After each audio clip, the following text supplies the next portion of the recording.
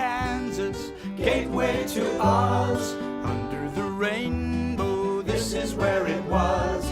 Hollyhocks and red ripe tomatoes, hand-churned homemade ice cream. Let me tell you, Kansas is more than tornadoes. It's the best part of Dorothy's dream.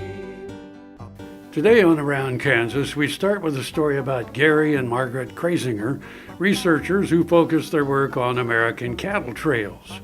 Then learn why Kansas is considered to be ground zero for the 1918 flu pandemic.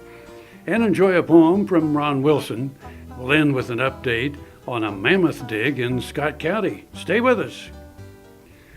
Closed captioning brought to you by Ag Promo Source. Together we grow. Learn more at agpromosource.com. This segment brought to you by Brown Chevrolet Buick in Wamego, just a short drive down the Yellow Brick Road. Good morning, I'm Frank. I'm Deb. And this is Around Kansas. And it's November, Frank. Oh my, I know. I mean, October went somewhere. It's gone. Just poof, poof. Just ended in a poof. How many days till Christmas now? Shopping days? It's not many. Not many. Oh my. Of course, maybe, that's, we just went through Halloween, and my idol, of course, was always Elizabeth Montgomery and Bewitched, and you just wish you could wrinkle your nose and clean stuff up, wrinkle your nose, have presents, wrinkle your nose, have a great dinner and all that stuff, and we need a little magic in our lives, don't we? Yes. And so anyway, no. But it's been a beautiful fall. It has. It's been a really beautiful fall. It has, very much so. The hills are, the grass has just that little red cast to it, how it changes in the fall. It's been a beautiful time to drive around the state. Well, and the trees spectacular this year with all the rain that we had. Oh my. Yeah, it's made a really beautiful time. Of course, then we have to rake them all up too. That's jumping in piles of leaves, Frank. Do you still jump in the leaves? Yes. Yeah, film at 11. Frank jumping in the leaves. That's a great childhood thing. It is. Rig up the leaves and run and jump in. There's I don't know why, but that is so much fun. Well, we've got a lot of anniversaries. I'm actually the chairwoman of the committee for the big event we're doing at Fort Wallace next year. And 1867 was a really big year. I was just on the phone with a friend of mine. So there's all kinds of anniversaries. And, of course, we're in the 100th anniversary of World War I. And as we mark that anniversary, next week is Veterans Day. So we'll have something for Veterans Day on next week's show. But as you turn toward thinking about what Kansas was doing in World War I, of course, the big news became the flu epidemic, even though that didn't hit till 1918. But, of course, Camp Funston and everybody out at Fort Riley. So that was really big news in 1918. Okay.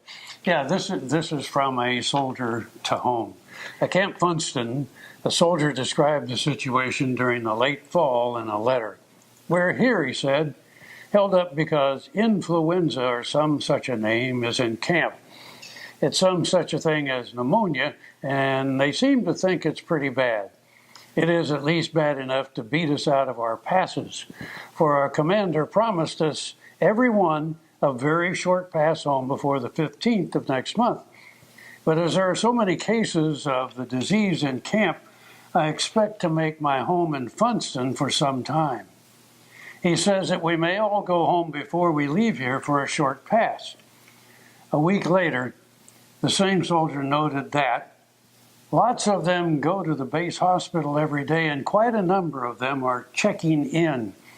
He estimated that there were between 6,000 and 7,000 cases in the camp. The situation slowly improved after that. Unimaginable. But we've got some good stories for you, too. So it won't all be sad today. It'll all be interesting, though. Promise you that. KFRM is one of the largest farm radio stations in the nation, dedicated to informing and entertaining rural listeners from northern Oklahoma to southwestern Nebraska. You can catch KFRM in many ways. Of course, 550 on the AM dial, streaming at kfrm.com, or on your smartphone by going to the TuneIn Radio app, or on Ag AM in Kansas on Tuesdays and Facebook every day of the week. KFRM, tune us in. You'll be glad you did. Valley Vet Supply is devoted to providing information and professional quality products at reasonable prices. Valley Vet Supply. Lecompton. The name was splashed across newspapers throughout America and Europe. It was debated in the halls of Congress. Lecompton interprets its unique territorial history with 2 museums and other sites. Events throughout the year celebrate history and community. Visit the Territorial Capitol Museum, where more than 70 trees are displayed with thousands of antique and vintage ornaments. And be sure to stop in the gift shops in both Lecompton museums. Spend the day in historic Lecompton, shopping, eating, savoring the rich history. This segment brought to you by Kansas Regenerative Medicine Center. Your stem cells, your health, your life. And here we are again. So next year, 2017, 150th of the Chisholm Trail, and of course Abilene. We've already been out to Abilene and talked a little bit about that. But that gives us the opportunity to bring up Gary and Margaret Kraisinger from Halstead. And if anybody in this state should have a gold statue devoted to them, the work these guys have done in documenting the cattle trails is unbelievable. I mean, it's like a PhD program, what they've developed. And Gary is a cartographer. So I love this story.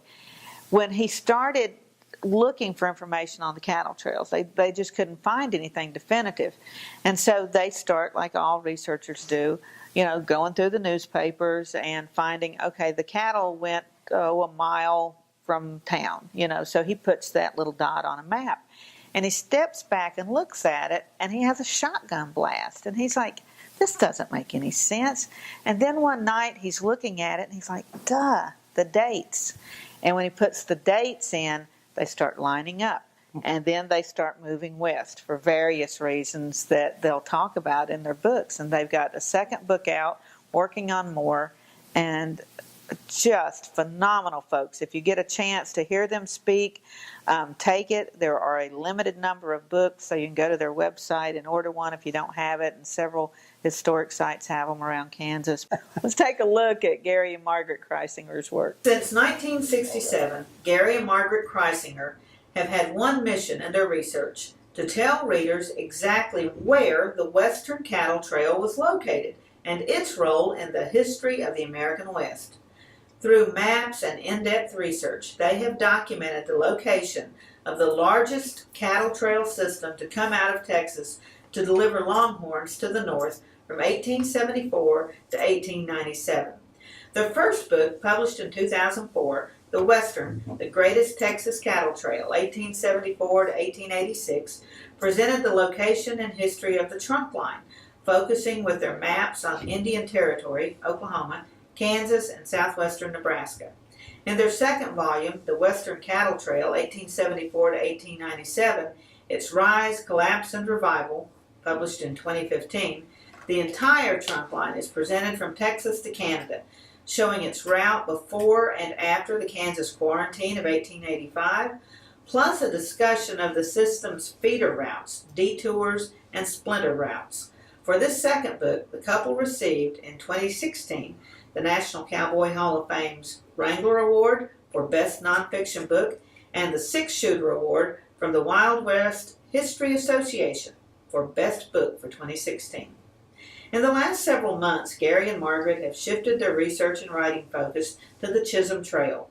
With the 150th anniversary of the Chisholm Trail in mind in 2017, the couple have prepared another book entitled The Shawnee Arbuckle Trail, 1867 through 1870, the predecessor of the Chisholm Trail to Abilene, Kansas. This book shows the importance of the early Shawnee Trail and its connection to the later Chisholm Trail. Audiences will be surprised to learn that trail drivers used another route in Indian Territory, Oklahoma, to push their longhorns to Abilene, Kansas in 1867 through 1870, before the current day recognized Chisholm Trail in Indian Territory was used. The Kraisingers are constantly researching, mapping, and writing on some aspect of the cattle trailing industry. They plan to concentrate next on the cattle trails north of Abilene and Ellsworth into Nebraska.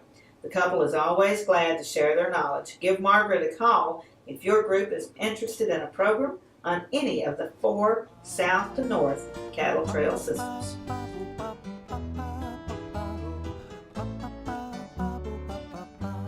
Buffalo Bill Cody earned his legendary title in Oakley. Bring the family and come celebrate Oakley's pioneering history and unique geography at 2 sites, the Buffalo Bill Cultural Center and the Fick Fossil Museum. Cody's statue marks his achievements and welcomes visitors to the Cultural Center. The Fick Fossil Museum houses world-class fossils and artifacts. You'll find Oakley at the hub of U.S. Highways 83 and 40 and I-70. Stop for the legend. Stay for the day. Discover Oakley. If you're searching for bulls that offer genetic flexibility, then come to the Dale Banks Angus Bull Sale, Saturday, November 19th, near Eureka, Kansas. Selling 140 bulls that have spent their lives in rough Flint Hills pastures. For 112 years, the Perriers have been focused on providing hard-working, balanced trait bulls for progressive cattlemen nationwide. Make plans to join us on November 19th or bid online at liveauctions.tv. Call the Perriers at 620-583-4305 or dalebanks.com. Buying a car shouldn't be this hard. And at Brown Chevrolet Buick in Wamego, it isn't. It's actually awesome. Whether you want a new or used car or truck, Toby's team can make the deal. Even if you want to custom order a new car or truck, Toby's team can make the deal. See Toby's team at Brown Chevrolet Buick in Wamego. We're awesome. This segment brought to you by Kansas Soybean Commission. Progress powered by Kansas farmers. Here we are again. So I remember a few years ago seeing a documentary on the flu epidemic that's going to be Frank's next story.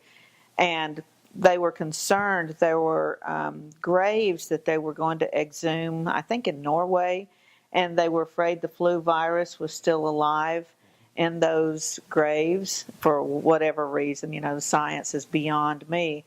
But that pandemic, of course, made worse by the fact that you've got people traveling all the time. You know, World War I was one of the first massive movements of people around the world, which is one of the things that enabled the epidemic. So just, it was like the perfect storm. So many things came together at that point. Yeah, I mean, it was... of course, we remember in the Middle Ages or the Dark Ages when, we had the bubonic plague, which wiped out the majority of Europe. Yeah, it really did. Yep. Millions of people, and then here we are in World War I, and now the influenza comes. In the modern era, we thought we were beyond something like the plague. We thought we had progressed past that, but man, that was not the case. Yeah. So anyway, it's an interesting story, and well, anyway, I don't want to get ahead of myself, so let's take a look. Kansas is often considered to be ground zero for the 1918 pandemic, according to the flu.gov website. In late January and early February of 1918, a local physician in Haskell County noticed a rash of severe influenza cases. Although the physician had seen many cases of influenza throughout his career, these cases were extraordinary. Influenza, usually a mild disease, had suddenly become a killer.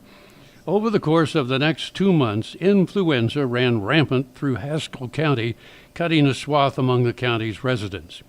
At the time, few public health experts viewed influenza as a threat, and local physicians were not required to report outbreaks to the authorities. However, this outbreak was so unusual that the local physician contacted the Public Health Service, sending them a report on the epidemic in his community.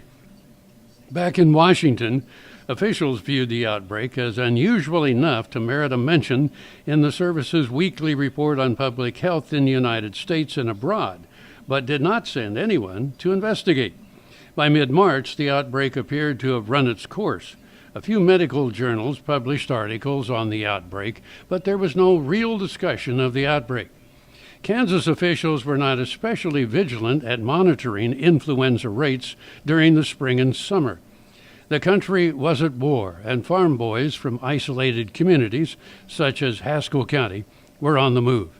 During the spring, a soldier from Haskell County probably brought this new and virulent form of influenza to Camp Funston.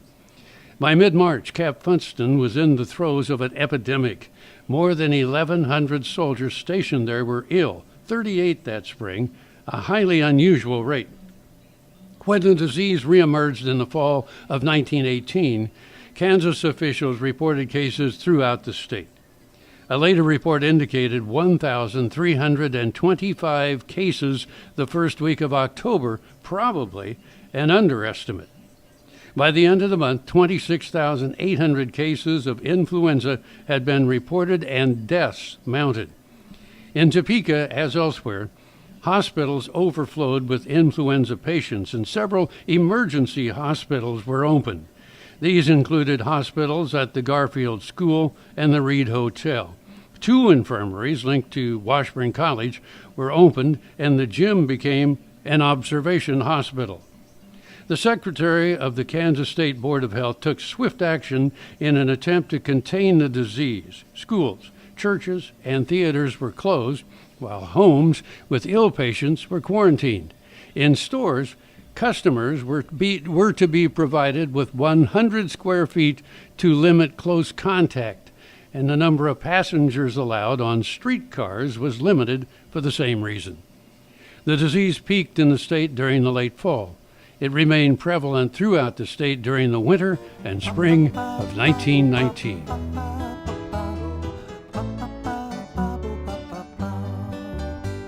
I was in an accident where I fell off a roof. I don't know why I started to research stem cells, but I did. And I visited with the doctors. They were excellent. I had my neck done, my shoulders done, section of my back, my hips, my sacrum, my sciatica, and my tailbone. Now I am having better range of motion in my arms and my neck and my back. It was a long road to get there, but I'm so glad that I found them. Fort Wallace stood on the frontier in the midst of the Plains Indians Wars on a major stage route and rail line. Beside the 1865 stagecoach station, a modern museum with thousands of artifacts tell that story, like the fossil of a 40-foot plesiosaur is suspended from the ceiling. Located on Highway 40 midway between Hayes and Colorado Springs, the Fort Wallace Museum is as welcome a sight today as the fort itself in the 1860s. Discover the fightingest sport in the West. This segment brought to you by Kansas Grain Sorghum, growers working together. Find out more at ksgrainsorghum.org. When I went to the county fair recently, and then again when I go to the state fair, one of the first things that strikes me when I go to the livestock barns is all the noise. This poem is entitled Sounds Fair. As I arrived at the fairgrounds, the first thing that struck me was the variety of sounds I heard in broad cacophony. The bucket calves were bawling, horses neighing head to tail. In the back, the geese were honking, hogs were grunting by the scale. In the pens, the lambs were baying, and the goats were loudly bleating, while people exchanged smiles and called out a happy greeting. A diesel pickup chugged up to discharge its trailer load, while a maintenance man putted by in a gator on the road. There were cries of Mom and Dad as families made their way to put their carefully prepared 4-H exhibits on display. It is project check-in time as the fair is just beginning. The voices of 4-H'ers show their excited hopes of winning. It is an amazing collection of sounds that I hear at the fair as the 4-H'ers' annual projects all appear. Now the roar seems to subside, and there's a lowering of the din as the entries are checked off and the livestock settle in.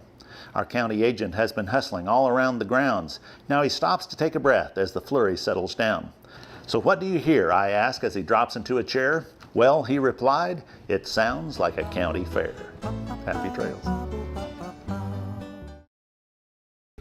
Soil is the life of a farm, and for 25 years, SureCrop Liquid Crop Nutrition has helped growers produce abundant quality crops while preserving and improving the soils they steward. SureCrop offers complete soil and plant analysis with cropping recommendations, delivery direct to your on-farm storage, and quality crop nutrition custom blended for your field. Choose SureCrop for the assurance of excellence for your soil. Call today or visit their website for more information. This segment brought to you by Kansas Farm Bureau, the voice of agriculture. To join today or more information, go to kfb.org or find us on Facebook and Twitter. And we're back one more time. So, for a really big story. A big story. We gave you the story of Cora the elephant, our big star who had moved to Topeka. And maybe this was one of Cora's ancestors in Kansas that she came back to visit. You know, I'm working on a documentary on the plesiosaur that was found out near Fort Wallace. And, God, don't even get me started, millions of years ago, long time ago. And, of course, those dinosaurs and whatever, you know, category you would call those beasts did not coexist with man, despite the Flintstones, you know, and their the educational value of that show. But mammoths did coexist. Mm-hmm. You know, they were here at the same time man inhabited the planet. And so this is the story. Dr. Rolf Mandel from KU and the Kansas Geological Survey. Brilliant man, renowned around the world. And we're so lucky to have him right here. And he invited Dr. Jake and me out to the dig site where they found the mammoth. And that was pretty, I got to say, it was pretty freaking cool, Frank. It was really cool. And it's on private property.